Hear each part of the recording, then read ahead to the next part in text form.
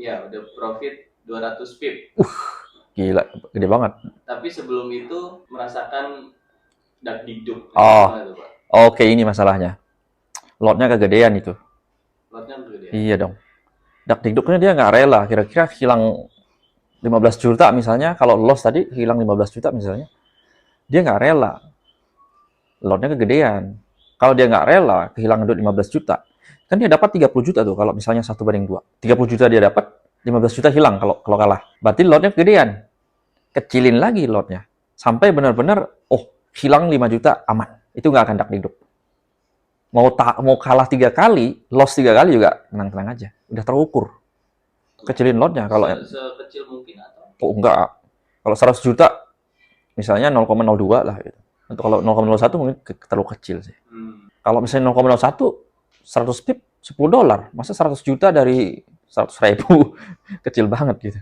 100 juta dari hilang misalnya 200 ribu, 300 ribu, kecil juga sih menurutku. Ya pokoknya batasin 100 juta modal misalnya. Hilang berapa kira-kira? Kalau 3 juta, oke ya udah. Lotnya sesuaikan gitu. Menyesuaikan lot. Biar nggak dakdikduk. Betul. Bang, saya jujur masih trauma sama loss di awal. Gimana caranya mulai lagi tanpa takut? Jadi masih merasakan trauma. Iya. Gimana caranya mulai lagi tanpa takut? Tanpa takut. Berarti loss terus berarti ini. Iya. Awalnya loss, terus trauma. Trauma. Penyakit trauma ini memang harus disembuhkan oleh dirinya sendiri. Ya, satu belajar. Metode pasti yang dicari itu metode terus. Ya, mengelola risiko dia nggak pelajari. Nah, mengelola risiko. Terus satu, jangan trading sendiri. Jangan trading sendiri. Mesti ada komunitasnya. Supaya ada evaluasi. Iya, kalau ada evaluasi kan jelas. Oh, kamu tradingnya jangan begitu. Ada yang ngingetin gitu. Nah, jadi nanti dia tahu, oke, berarti cara gua salah nih. Nah, misalnya dia punya 50 juta. Kira-kira resiko loss-nya yang bisa berapa? Itu di-setting langsung di MetaTrader. Oke, gua harus pakai lot sekian. Kalau gua rugi, akan hilang 1 juta misalnya. Dari 50 juta. Oh, kegedean. Hilang 300 ribu misalnya. Oke, saya siap. Hilang 300 ribu. Setting lah di situ. Supaya nggak ini. Dan jangan, ini mikirnya gini. Jangan berpikir dari uang 50 juta ini langsung bisa balik modal. Yang hilang-hilang itu. Udah lupakan saja. Anggap itu adalah uang belajar. Uang belajar. Yang penting 50 juta ini konsisten aja dulu. Dan jangan lihat chart terus. Lebih banyak ke real life bisnisnya. Nah, jadi lupakan masa lalu. Yang hilang-hilang itu lupakan saja. Karena kalau kamu revenge trading, 50 juta pokoknya gue harus balik yang 200 juta itu. Gimana caranya? Udah all in, mampus. Revenge trading itu ya balas dendam. Kalah, tambah lot lagi. Depo lagi. Itu revenge trading. Jadi udah kecanduan. Parah sekali. Nggak sehat ya? Nggak sehat. Udah lupakan saja. Misalnya hilang 200 juta ya sudah. Itu anggap kamu belajar. Makanya daripada buang-buang duit 200 juta hilang, yang penting beli kelas atau ikut komunitas. Nggak sebanyak itu lu bayar. Paling berapa ratus ribu gitu. Berapa juta. Daripada nggak ngerti ya arah kemana ini. Main trading aja. Belajar di YouTube misalnya. Dia nggak tahu itu apa. Nggak pernah secara langsung, webinar atau ketemu langsung begini kan. Nah itu masalahnya. Jadi dia nggak tahu salahnya apa mungkin ya. Iya, dia nggak tahu. Gitu. Terus pada saat running trading, kapan saat yang tepat untuk berhenti sejenak dari market, Pak? Oh, berhenti sejenak. Oke, ini berhenti 2 versi ya. Kalau loss 3 kali ya, satu hari loss 3 kali, berhenti dulu. Jangan langsung malam gas lagi misalnya 4, trading lagi ke 4, ke 5, jangan. Sama udah profit nih, udah 3 kali setup misalnya, profit 2 kali, loss sekali misalnya, udah berhenti. Harus ada batasan, minimal 2-3 kali trading setiap hari. Harus ada berhenti. Kalau profit, rugi pun harus berhenti, ya. Harus ada batasan, jangan trading terus. Dari pagi sampai malam, sampai jam 3 pagi ya, masih trading. Nah, itu nggak sehat. Ya, full time trader artinya dia cuma manage uangnya di trading. Oh, bukan berarti dia dari pagi sampai pagi lagi trading. Terus mana ada yang mau kayak begitu? Dia punya bisnis banyak. Invest di bakso, Atom misalnya, bakso ini, atau bisnis lain. Dia sebagai investor di situ. Tapi dia kan cuma investor. Dia punya perusahaan misalnya, dikelola orang. Dia hanya trading aja. Dia full time trading namanya. Bukan berarti dia trading dari pagi sampai pagi. Bukan begitu. Full time trading paling trading beberapa jam. Malam misalnya cuma 2 jam, 3 jam selesai. Nah, terus misalnya ada orang yang nggak sempet belajar, Pak. Terus dia punya capital. Kenapa nggak langsung dikasih uangnya ke orang yang ahli gitu, trading? Tolong mainin uang gua gitu misalnya. Oh gitu. Atau dijokiin lah istilahnya. Oh dijoki. Ya kalau di Indonesia kan nggak boleh. Joki akun, terus kelola duit orang kan nggak boleh. Nggak boleh. Nggak boleh itu. Satu, itu nggak boleh karena memang perorangan itu tidak diperbolehkan untuk menghimpun dana.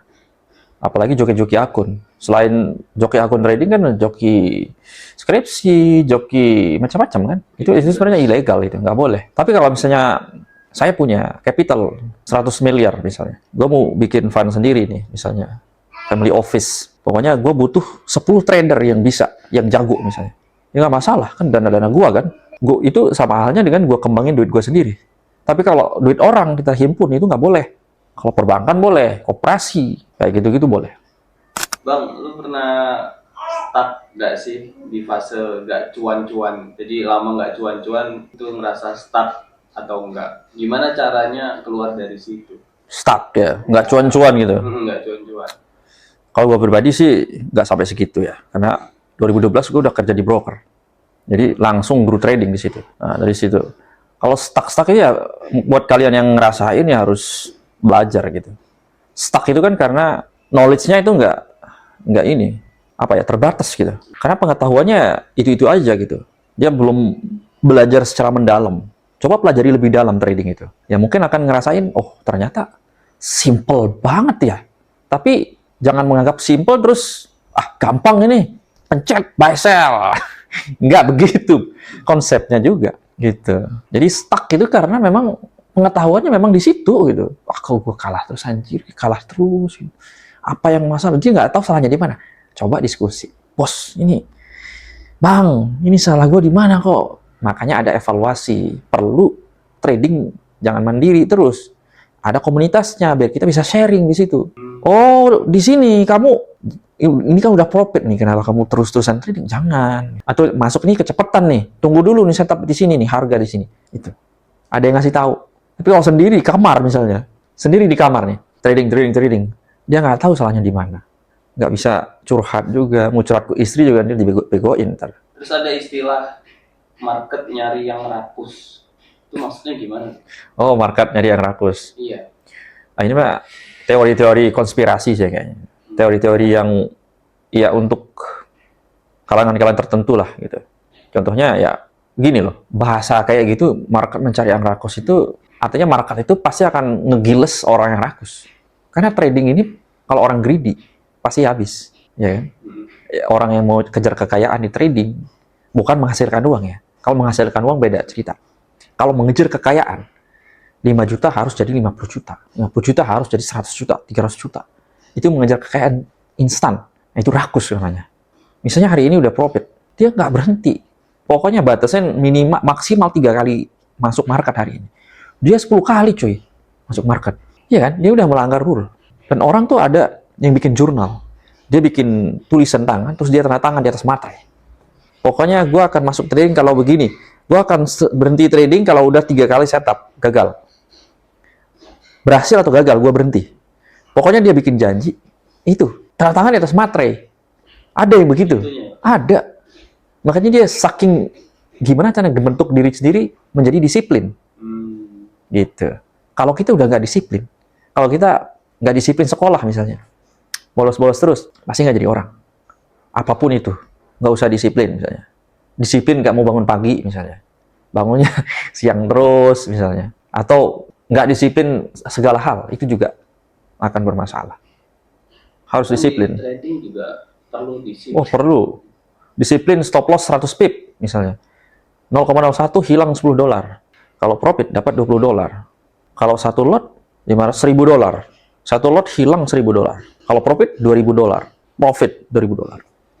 Disiplin konsisten seperti itu ya. Seperti itu terus. Sebulan, 2 bulan, setahun, 2 tahun, 5 tahun gitu aja. Dengan metode yang sudah ada. Hasilnya pasti akan beda. Dibanding tiap hari itu nggak jelas. Hari ini loss $1, bukan $1, $100. besok profit $200, lusa hilang $2.000, ya kan? Kan nggak jelas.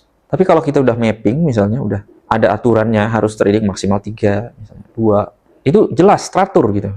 Dengan plan yang benar. Dalam berperang kan harus ada ini, pemanah di mana posisinya, sniper di mana posisinya. Itu sudah diatur. Tahu harimau kan? Singa kayak gitu. Harimau lah. Dia tuh menunggu momentumnya tepat banget itu. Dia akan bidik dulu. Wah, nunggu dulu tuh. Begitu buruannya udah dekat, langsung dapat kan? Nah ini nih, kalau nyerang terus nih harimau, lari itu. Nah itu momentum trading. Kalau kita udah setup, oke, harga akan ke sini baru gue buy. Udah di situ. Kalau enggak ya nggak usah. Semalam gue ada setup loh. Gue akan sell di sini. Ternyata setup nggak begitu. Malah naik dia. Pentingnya analisa ya. Oh iya, analisa. Ya. BMKG kan analisa hujan sore nanti kan. Kalau enggak, bukan berarti BMKG bodoh kan. Berarti analisa meleset. Tapi besoknya lagi dia akan terjadi gempa, beneran gempa misalnya. Atau tsunami, hujan lebat, terjadi. Sama aja kayak gitu. Dan nggak ada yang pasti. Orang tua kita nyekolahin kita. Analisanya adalah kamu akan jadi sarjana, kamu kerja di ini. Itu analisa kan? Prediksi kan? Tapi kan nggak jadi. Kuliah ekonomi malah kerja di pabrik. Kan lucu. Analisanya salah. Bang, menurut Abang, saya perlu ikut komunitas trader nggak? Atau cukup jalan sendiri, otodidak sendiri, mengontrol emosi sendiri dan sebagainya? Jawabannya 2 sih. Kalau emang kamu jenius banget ya, EQ-nya mungkin di atas 100 mungkin ya. Ya ada orang-orang yang tertentu misalnya. Orang-orang di kampung ya misalnya. Bisa jadi tukang kan? Batu bata. Apakah dia belajar di kampus? Enggak. Cuma liatin aja. Oh, bisa. Tapi kalau mau advance, mau profesional, ya harus masuk ke komunitas, harus belajar juga gitu. Kalau misalnya mau belajar mobil nih, oke. Lihat tutorial di YouTube nih. Oh gampang. Start.